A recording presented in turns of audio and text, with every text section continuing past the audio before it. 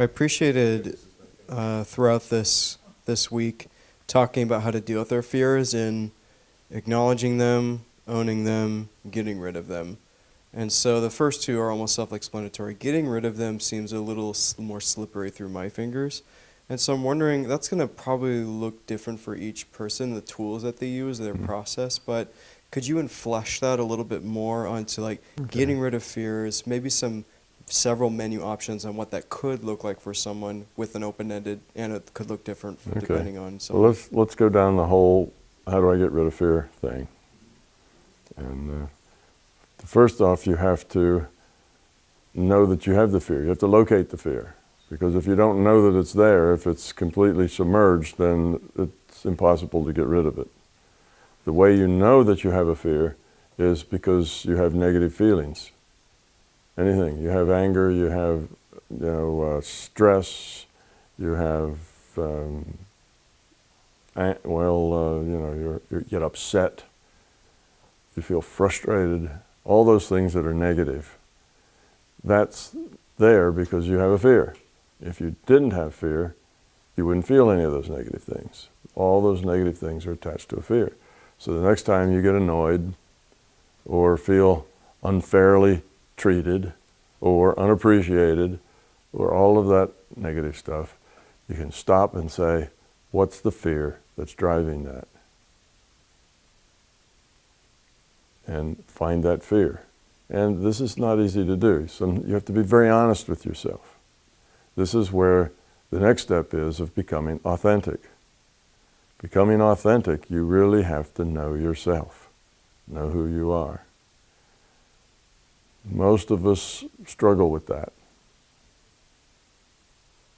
We are so used to living out of our heads and out of our intellect that it's really difficult to know who we are at a very authentic level, where we are just living from the being level for the most part. That's authentic. You know how hard it's been just getting out of your head in an exercise, lying in a booth, to get out of there and get into the being level. It's not an easy thing to do. But when you're authentic, you're not living out of your head anymore. You are just who you are. The core of you is you. Well, that takes some practice. And you do that by, you've probably heard a lot of slogans like live in the moment, that sort of thing. In other words, be aware of what you're doing and why you do it. Be aware of your choices. Don't go through life like a zombie. Go through life aware of why you do what you do. Little choices, all sorts of choices, but particularly those choices that lead to negative feelings. Be aware of those choices. Own them.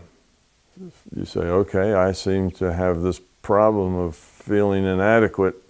That's why it upsets me when I don't get the appreciation, because that scratches on that fear of being inadequate if you don't get the appreciation.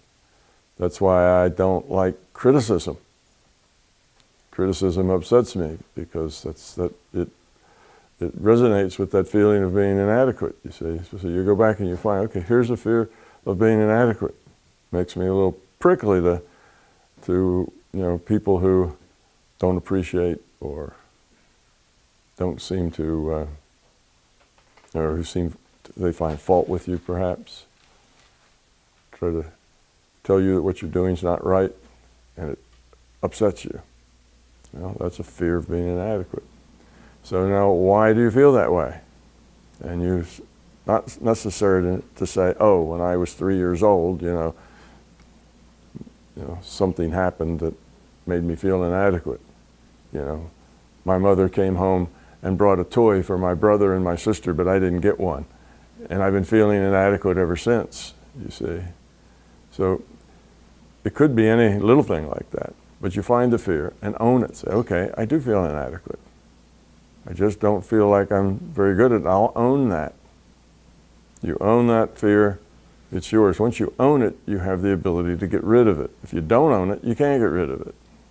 So as long as you stuff it away, it's yours forever.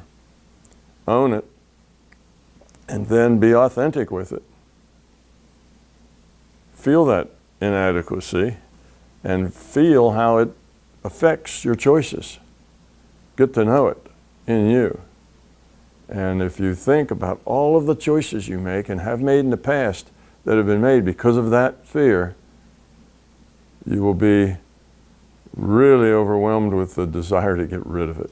You'll actually know how it's been affecting your life. But you can't do that until you own it and live it a little bit. Okay, so now we're at the point where you own it, you understand how it's been affecting your life, you're motivated to get rid of it. The next thing you do is, when you feel that coming on, you feel an interaction, because now you're aware of that interaction, and you're aware of that inadequacy, and you're aware when it comes and triggers a reaction, triggers a choice. That's in your awareness now.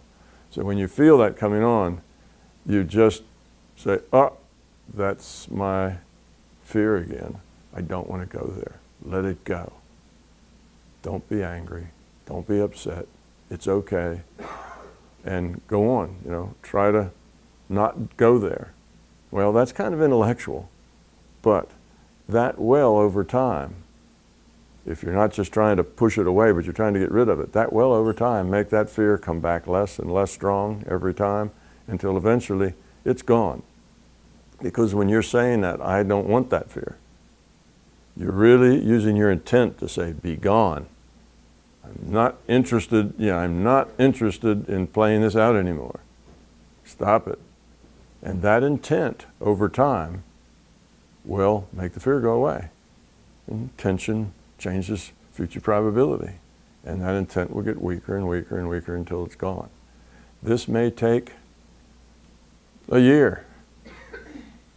And that's if you're working on it really hard. But if you're not working on it really hard, if it's just kind of a casual thing, you may or may not be successful. So you really have to be serious about it. So that's kind of the process of getting rid of your fear. Now there's kind of another wrinkle to that you can do, and that is the only antidote for fear, if you're going to deal with it squarely and not kind of chase it away slowly, the only antidote to fear is courage. That's it.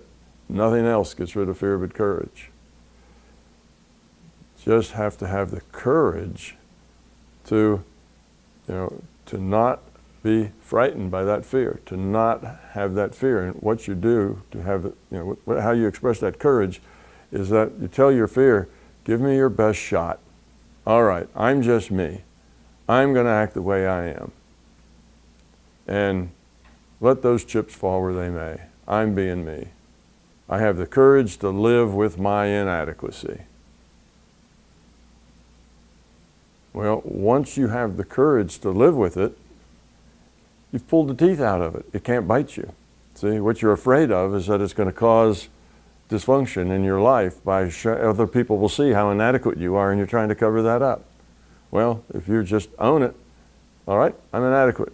I'm just going to live with my inadequacy. I'm going to be inadequate in the things I do.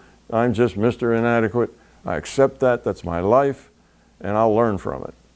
See, that kind of attitude. Well, now what's the worst that could happen to you? The worst that could happen to you is somebody might think you're inadequate. So you've already accepted that, you see? You've pulled the teeth out of it. It can't bite you anymore. There's nothing to hide. And then as you live it, you'll see that it'll just dissipate and go away because it no longer has teeth. It can't hurt you. That's like if somebody has a great secret on you and you're being blackmailed for the secret. Well, one way to get rid of that is just to tell everybody. Now there's no blackmail anymore, you see. You own it. Blackmail is irrelevant. Who are you going to tell? I've already told the world. See, it's the same with the fear. Own the fear, accept it, be it, live it, and figure that's your lot in life just to be that way. I don't have to hide it. I don't have to cover it up. I don't have to apologize for it. I'll just live my life and it's there. It can't hurt you now. So, but that takes a lot of courage. That's another way to go. It's probably a faster route. But it requires courage, a lot of courage to do that. So you're basically telling your fear, go ahead, take your best shot. I don't mind. Everybody knows anyway. I have nothing to cover up. Yeah, so live live authentically, and if you don't like the result of that, change yourself. Have that intent to change yourself, and it's the intent that's going to change you.